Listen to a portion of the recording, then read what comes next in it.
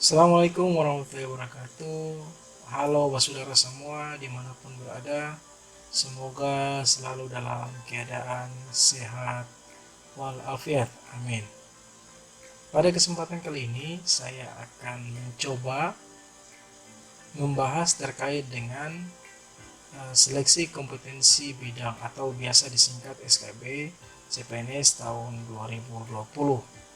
Yang sementara ini karena ada wabah COVID-19 sehingga proses pelaksanaannya ditunda, tetapi tidak dibatalkan, hanya ditunda untuk proses pelaksanaannya.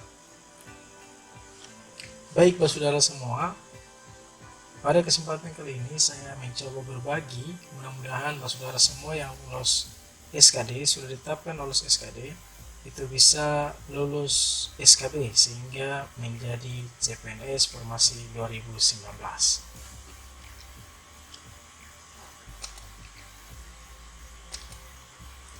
Baik saudara semua, dalam hal pelaksanaan SKB ini ada beberapa poin penting yang harus saudara semua tahu. Yang pertama, misalnya dasar hukumnya, yaitu terkait dengan Undang-Undang Nomor 5 Tahun 2014 tentang ASN.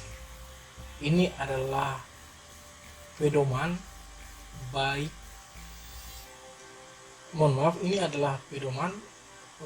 bagi yang namanya ASN. Jadi Bapak Ibu atau saudara semua bisa mempelajari, bisa baca-baca terkait dengan Undang-Undang ASN. Kemudian yang kedua, terkait dengan Peraturan Pemerintah Nomor 17 Tahun 2020 tentang perubahan atas Peraturan Pemerintah Nomor 11 Tahun 2017 tentang manajemen pegawai negeri sipil. Jadi ada dua peraturan pemerintah ini yang saudara semua bisa dong baca untuk melengkapi referensi atau terjemahan dari Undang-Undang ASN Nomor 5 Tahun 2014.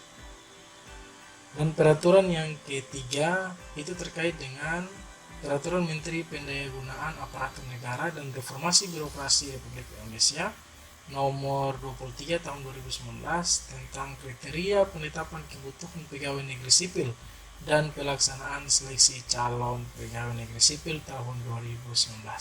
Ini menjadi rujukan terkait dengan pelaksanaan CPNS tahun 2019.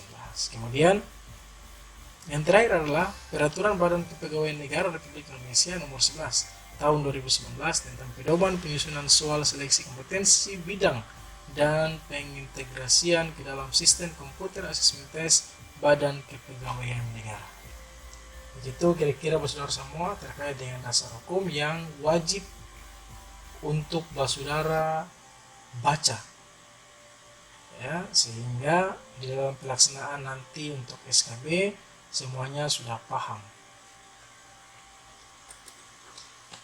Baik, apa itu SKB? SKB itu seleksi dari kompetensi bidang, yang selanjutnya disingkat SKB, adalah seleksi yang dilakukan untuk menilai kesesuaian antara kompetensi bidang yang dimiliki oleh pelamar dengan standar kompetensi bidang sesuai dengan kebutuhan jabatan. Jadi SKB ini penyelenggara melihat kemampuan saudara semua terkait dengan jabatannya tersebut. Jadi ada kompetensi yang ada standar kompetensi hari ini yang diwajibkan pada jabatan tersebut. Kira-kira saudara semua penuhi atau tidak jabatan tersebut, sehingga salah satu cara untuk mengukur kompetensi saudara semua lewat asesmen atau lewat tes ini di SKB.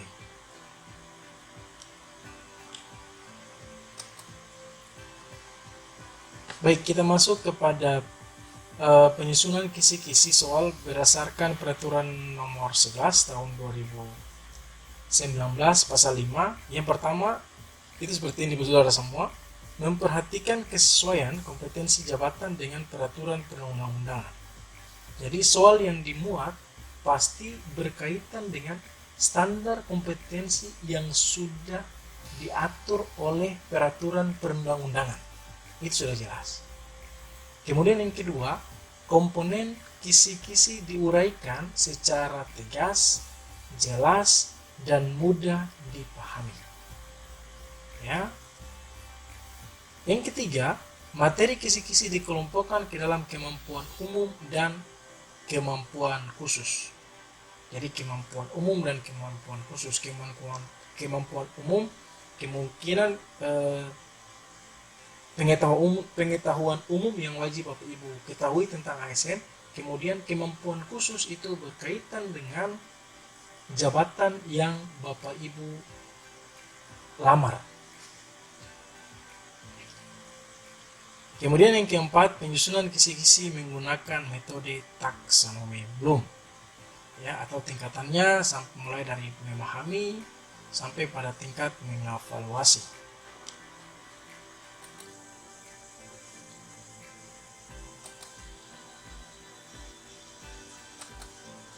Baik, kita lanjutkan. Untuk pelaksanaan SKB, instansi pusat itu bisa menyelenggarakan dengan CAP ataupun tidak, tetapi wajib menggunakan paling sedikit 2 jenis atau bentuk lain tes setelah mendapatkan persetujuan menteri. Misalnya tes potensi akademik, tes praktek kerja, tes bahasa asing, tes fisik kewaspadaan, psikotes, tes kejiwaan, dan tes wawancara.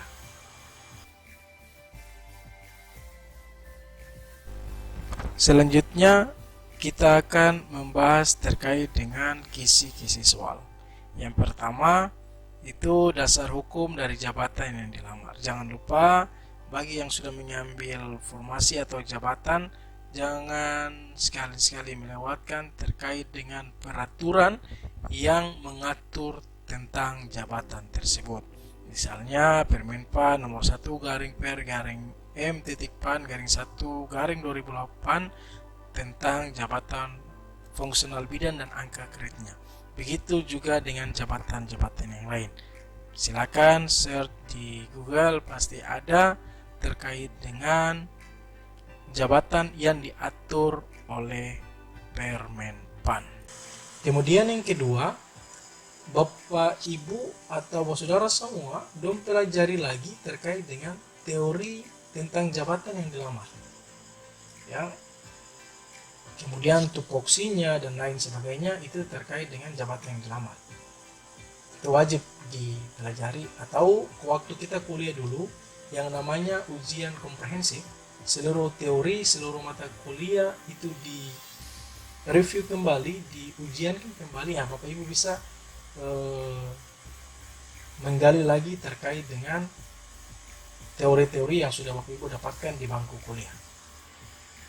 Kemudian yang terakhir untuk kisi-kisi soalnya, yaitu mengikuti perkembangan terkini terkait dengan jabatan yang dilamar. Semisal contoh-contoh kasus yang ada di Indonesia hari ini, ya bisa Bapak Ibu ikuti untuk menambah wawasan.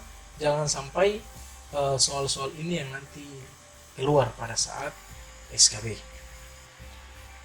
Baik, kira-kira itu yang bisa kami jelaskan. Kurang dan lebih mohon maaf. Mudah-mudahan Bapak Ibu semua, bersaudara semua bisa lulus di SKB tahun 2019 yang dilaksanakan tahun 2020. Amin. Ayo saudara semua, jangan lupa subscribe, dukung channel ini agar terus bisa berbagi dengan saudara semua. Thank you, terima kasih.